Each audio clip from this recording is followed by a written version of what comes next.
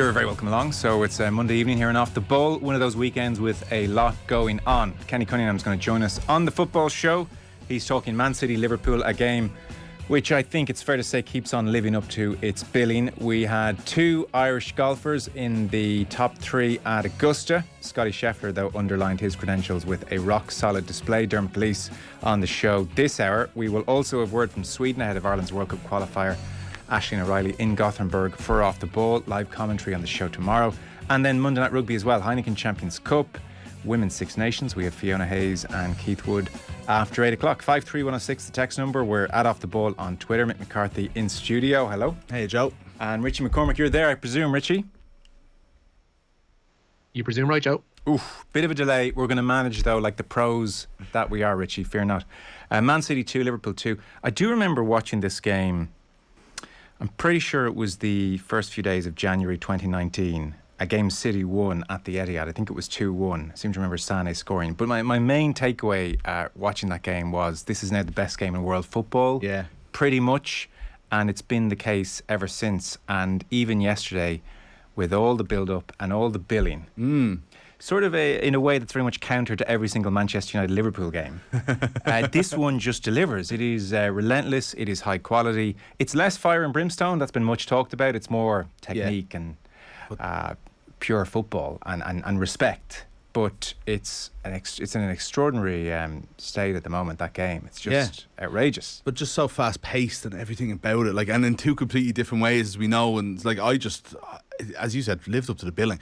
There was a point in the second half. No, I think actually after City's first goal, where I just went, that's going to be very hard for Liverpool to win this game now. It's like you're thinking, right, City have started like a house on fire. Unbelievable.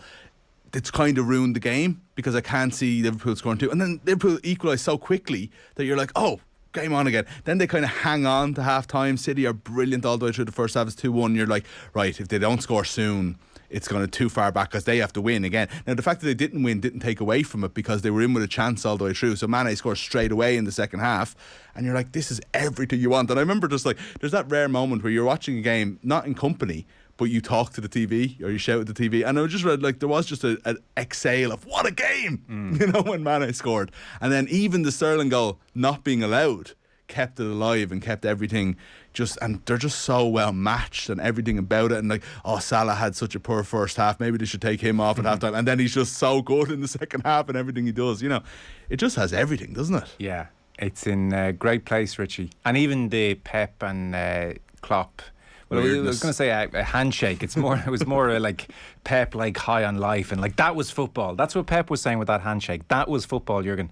Klopp, a touch more subdued, given the result, I think. But it was like an extraordinary high point in the season after well over a month of fairly intense build-up.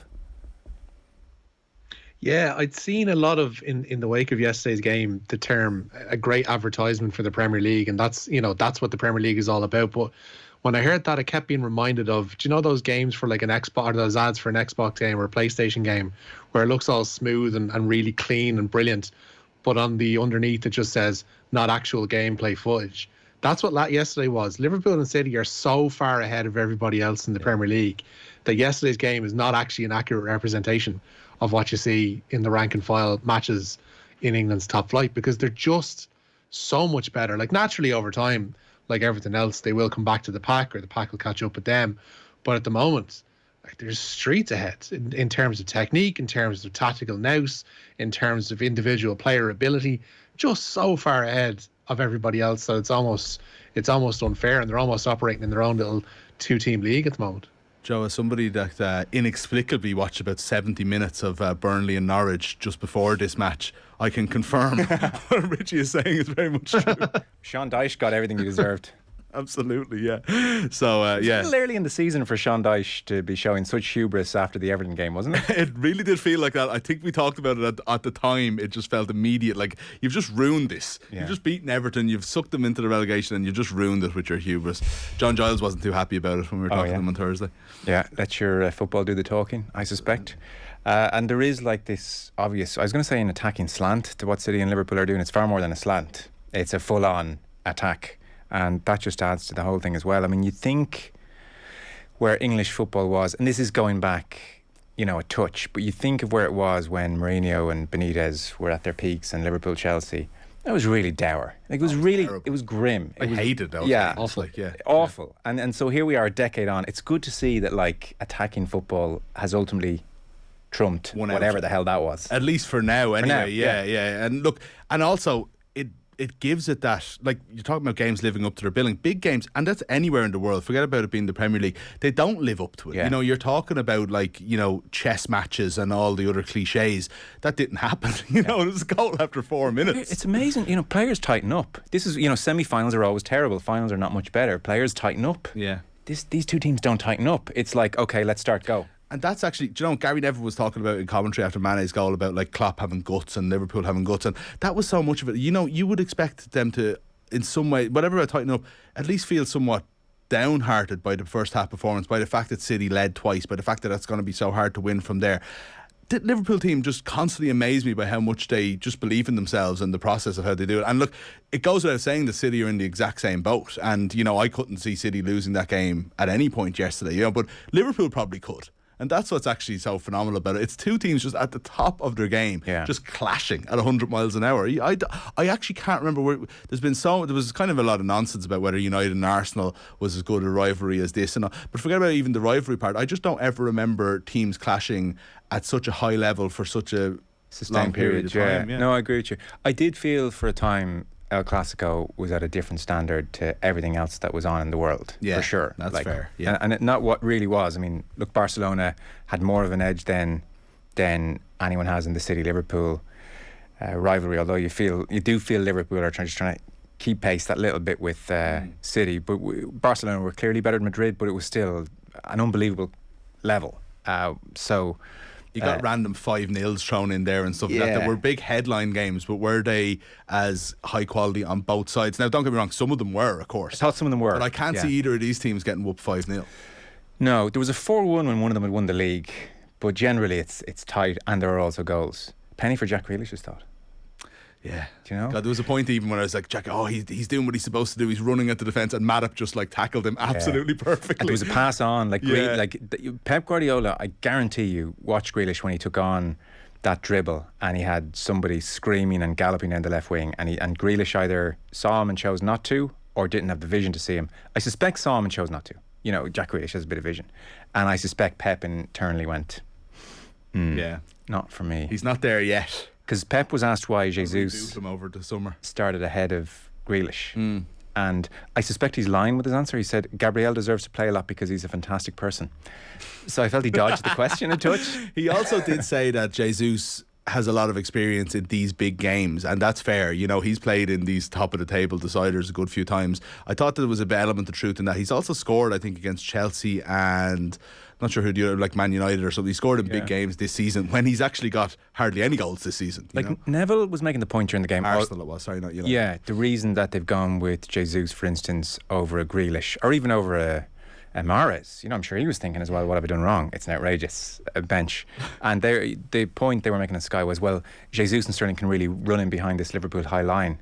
It's kind of like Jack Grealish at Aston Villa. I mean, he can run in behind any line as well. Like, there's more to it than that. There's something else going on there with Jesus. He's not trusted. Grealish definitely isn't trusted. Has Jesus morphed from not very good attacking player into reliable? Like, is he Dirk out? Is that what's going on here? It's like failed striker almost, not a finisher of the quality of Aguero, and now is like reborn as the hard-working winger. The new Firmino, except on the wing. Yeah, I don't know. It's hard to know. It is an odd one. Yeah. I mean, he when scored anyway, so spent 100 million on Jack Grealish, it is really interesting. We should start the news round. It is brought to you with Gillette Labs for an effortless finish to your day. Finally, Richie, you've seen sense. You're starting with the Masters. I'm just surprised that we've gone 12 minutes and you haven't barely mentioned it at all. Me apart too, from Dermot Gilleese's setup. But that's incredible. Despite late pressure from Rory McIlroy, it was Scotty Scheffler who was crowned Masters champion last night. The New Jersey native slipped on the green jacket after a final round 71, saw him top the leaderboard on 10 under par, 3 clear of McIlroy. Scheffler says he felt calm out on course yesterday, but admits to being a bag of nerves yesterday morning. I cried like a baby this morning. I was so stressed out. I didn't know what to do. I was sitting there. I was telling Meredith, I was like, I don't think I'm ready for this. I'm not ready. I don't feel like I'm ready for this kind of stuff, and I just felt overwhelmed. And so she told me, who are you to say that you're not ready? Who am I to say that I know what's best for my life? And so for what we talked about is, that God is in control, and, the Lord is leading me. And if today's my time, then it's my time. And if, I shot 82 today, somehow I was going to use it for His glory. And gosh, it was a long morning. It was long. Did you calm down at any point? I think when she made me some more food, had a big breakfast. My stomach has been hurting for like 2 days straight. And so I would say I calmed down when I got to the course. Right when I got to the training room and started working with Troy, I was pretty calm. It's kind of amazing to hear that from Scotty Scheffler, because on the golf course, he doesn't emote. Even on the 12th, when Cam Smith blew himself out of the tournament and Scheffler makes a brilliant par save and a great putt, he didn't even turn to the gallery on the 12th tee and give a fist pump. He picked up his ball and he walked to the 13th tee, honestly like a man leaving his office canteen heading back to his desk. It was just flat the whole way. So to hear he was that stressed the morning of the Masters actually makes me warm. It makes him touch more three-dimensional. A little bit more human, and it's not that unusual, I think, for somebody to show no signs physically or outwardly. But actually, his golf was suggesting that he wasn't feeling it as well. There was the amount of times until the 18th. Until the 18th, until the putts on the 18th. Which everybody, by the way, everybody bogeys the 18th in every major when you've already got it won. If you ever notice that, they never get the 8-footer. Now, he obviously doubled it, but, Did you see the interview with the caddy, Ted Scott? No. So I had to go to bed at some stage, Joe. Fair enough. So he misses his initial one, misses the next one. The crowd are like... Jean van der Velde. He only needs to miss 3 more and it's a playoff. Well, he turned to Ted Scott and he said, how many putts do I actually have here? And Ted Scott said in the interview, it's actually very good practical advice. It was really clear thinking from a caddy, potentially recognising that my players' hands have gone to jelly. So he said to him, however many it was, and he said, if you're going to miss the next one, lay up. Just dribble it. Don't roll this 4 feet by. Lay up from 4 feet, which I thought, it's not the ideal way to win a major, but I thought that's actually pretty good. So I didn't realise this had actually happened to him. I just assumed it was just some sort of weird anomaly, or half messing, half kind of already in the... No, he had 5 shots clear. How the hell could he have... That was the point to not be nervous. Because when he got up to the green, he allowed himself think, oh my God, wow, I'm about to win the Masters, and was overwhelmed again and didn't have merit it there to calm down. I do think, by the way, a strong faith, a belief in God, that this is out of my hands, I'm being looked after here, is actually a major advantage over the non-believers. Yeah. Maybe it gives you humility as well, but I do think it takes away from your achievement to not think that you're the one who's done it here, that it's all in God's hands. Are you suggesting they ban God, Joe? I think that'd be difficult to enforce. Where did you even get that from? But you're putting it out there nonetheless. I'm saying it's an advantage. I'm not saying it's an unfair advantage, But I'm out there and I'm on my own. Scotty's out there, he's like, well, I'm doing this in God's glory, I think he said. So, there's a certain safety net there. So gods are like steroids is what you're saying, Joe? No, I'm not saying that for sure.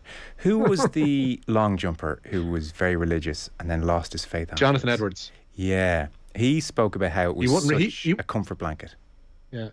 He wouldn't compete on Sundays. Such was his belief and how pious he was at one stage. And it was only when he gave up not competing on Sundays that he was actually able to go and set world records in Gothenburg and stuff like that, the World Championships. He became just a complete powerhouse in the sport, and would have been a couple of years prior had he not, had that thing of not jumping on Sundays and not competing on Sundays. Can I ask you a quick question about Scheffler before we move off him? Yeah. His form is insane. He's won 4 times in the last 7 events he's played or something like that. Yeah. It's borderline unheard of if you're not Tiger Woods. Yeah. Do you get the impression this guy is dominant, here to stay, or there are purple patch golfers as well who just everything they hit is perfect and it'll all disappear? This is completely unsustainable. Yeah, well, this obviously form is, but is he a world number 1 for the future? See, it's hard to know because I can't remember what his normal is anymore. Yeah, he was a won't he get into the Ryder Cup pick? That's 6-7 months ago. Not long ago at all. Yeah, and he's just taken off since then. So I'm looking forward to seeing him calm the hell down and then let's see what he is. Yeah. Because at the moment he's a freak of nature. It's, everything he touches turns to gold. Like when players are hot, they can get up and down from everywhere. They feel confident. They make every put. But like that's not reality. Yeah. Jordan Speed to tell you that. So I don't know, but my sense is he'll be hanging around the top 10 for the next couple of years. Yeah. But It's not the new Tiger. I don't think so. We know what his ceiling is. It's what's his baseline. Like he's still only 25, which seems to amaze everybody. We should press on then. Rich, 2 Irish golfers in the top 3. Yeah, indeed. And one of those is Rory McIlroy. He equalled the lowest ever score for a final round at Augusta with his 64. And he explained afterwards why he couldn't play that kind of round earlier in the week. Thursday, especially in this golf tournament, is not the day to be super aggressive. It's a day to just hang in there. And I've said all week, it's just about hanging this and have some fun. Bradley. Rory, do you feel like it's tougher to have that go for broke attitude on a Thursday because, you could just as easily shoot yourself out of it? Yeah, 100%. Thursday, especially in this golf tournament, is not the day to be super aggressive. It's a day to just hang in there. And I've said all week, it's just about hanging around. This is what this tournament's all about. Hang around until you get to a spot where you feel comfortable to be aggressive, and that was where I was today. I found myself a little too far back, but that wasn't because I don't think that was because of my game plan. I thought I've played okay, especially yesterday. I played well to shoot under par, but Scotty just had such a lead. Like it wasn't just me that struggled the first 2 days. It was basically every other person in the field apart from Scotty. So I thought my strategy this week was really, really good. I said after the first 2 days I could have been a few shots better. There was that bogey, double bogey run on 10 and 11 on the first day, which was a little soft, but or on the second day, sorry. But apart from that, I basically did everything I wanted to this week. We'll obviously talk with Dermot Gleeson in a few moments a bit more about McIlroy. Pretty electric element to Sunday when he gets going. It was nice to see him do that again. It's been a long time, actually. I know, it was unbelievable. The bunker shot in 18, it's such a pity it was so late, because what a famous moment that would be. And by the way, like the fact that Morikawa followed him in was unbelievable. That's not getting enough playtime. No, Butch Harmon thought it was a replay of McIlroy's shot. Yeah, even though they didn't look anything like each other. But it's just such a pity that he couldn't, he couldn't keep it straight after the 13th. And I wonder, is that when the pressure came on and that was when he started feeling a little bit in it, and I don't think he hit a fairway after that, No. and that was the problem. But he didn't, Rory normally has his collapse or two and still finds himself in the top 10. He didn't do that this week. It just didn't fall for him. He played well all week. Pretty That's well. The other thing, Putter was very cold. He just didn't set it on fire the way he did yesterday. He needed 2 days somewhat in that form, like, to compete. But Yeah, I do think he's better when he's aggressive, because when he plays conservative, as he was saying there, it's not like he doesn't make mistakes. yeah, Probably just better off going for it and reminding everyone that he's, to quote JP Fitzgerald, Rory effing McIlroy a bit Yeah. more. So I'm not sure if conservative staying in it necessarily helps. Doesn't have to go crazy, but it's not like if I play conservative I don't make mistakes. That's not his way. but he showed, like, yesterday that, like, I think we've forgotten, because it's been so long since we've seen him win a major, even, that, like, when he's on his game, Yeah. there's pretty much there might be a couple of people who can compete with him, but there's Very nobody few. better than him. Like, Yeah, and it has been a long time since I've seen. I was worried that wasn't Yeah, quite there anymore. It's anymore, good yeah. to see Sixth Gear was there.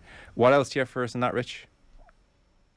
Yeah, Shane Lowry finished with a tie of third and 5 under par. Triple bogey at the fourth yesterday cost him dear. Seamus Power was tied for 27th on his Masters debut, saving his best round for last with a 70, while Tiger Woods finished the week with back-to-back 78s, which left him 47th on his comeback from an horrific car wreck. And he's not sure where he'll turn up next, but is targeting a tilt at the Open in the summer. I have, as I said, I have a lot of work to do. The endurance in the leg wasn't very good. I can start out. I mean, it's sore as hell when I start out. Once it gets warmed up, it's good. I can be able to hit good shots, and then the endurance goes, and I hit some pretty ugly ones. That's one of the things that we're gonna have to work on and see what the schedule is. And as I alluded to in a number of press conferences, I won't be playing a full schedule ever again, and so it'll be just the big events. I don't know if it'll play Southern Hills or not, but I am looking forward to St. Andrews, and so that is, something that is near and dear to my heart. And I've won 2 Opens there. It's a home golf, and it's my favorite golf course in the world. So I will be there for that one. But anything in between that, I don't know. I will try, and there's no doubt. This week, I will try and get ready for Southern Hills, and we'll see what this body was able to do. 78 weekend, 71 on Thursday, extraordinary. Man, the limp was painful to watch. Oh, God. They're trying to hide it as he walked, that long walk from the 18th all the way into the clubhouse.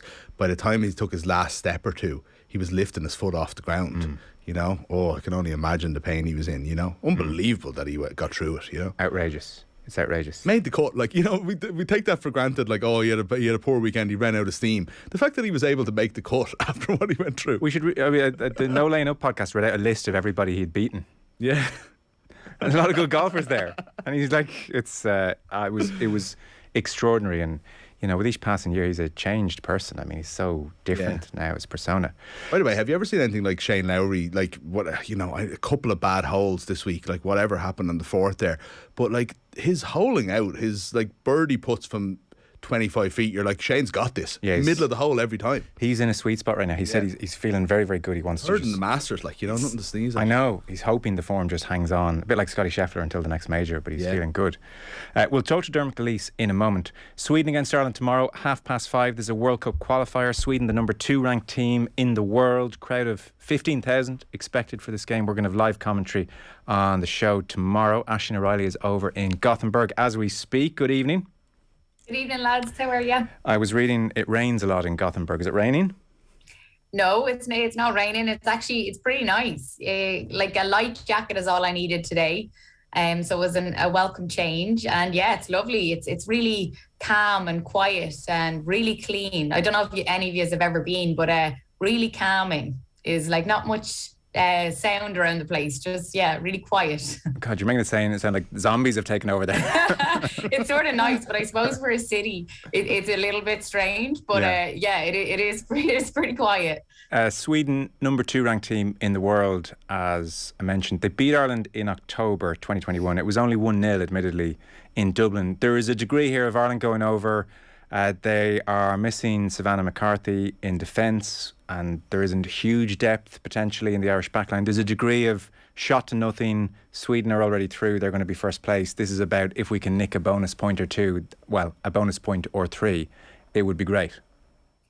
Yeah, that's it. For Sweden, if they get a point, they will seal direct qualification, and that's all that they're looking to do.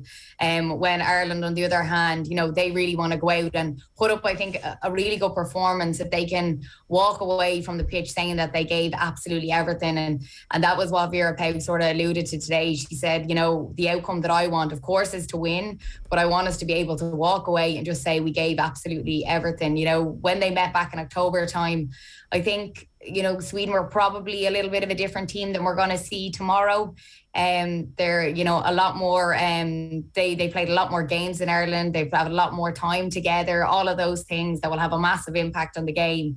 So I think for the girls, of course, they want to win, but I think a draw, we'd absolutely take that. If you're looking for a sense of how to beat Sweden, for instance, one of the breakdowns of taking them on is that they're one of the fastest playing teams in the world, and also one of the very best at counter-attacking. Do everything you can to reclaim the ball once you lose it. Try and force the Swedish players down the sidelines and close them aggressively.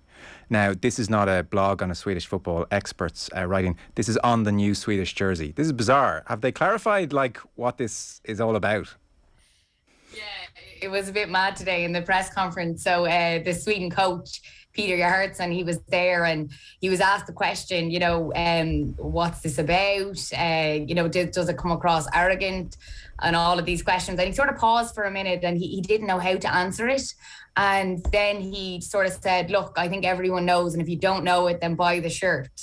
I don't like to be an underdog. I like to be a winner. Okay. So, but I think what he was trying to get at was that, look, these girls, look what they've done, look at the type of team that they are, and they're entitled to do this because they are as good as they are.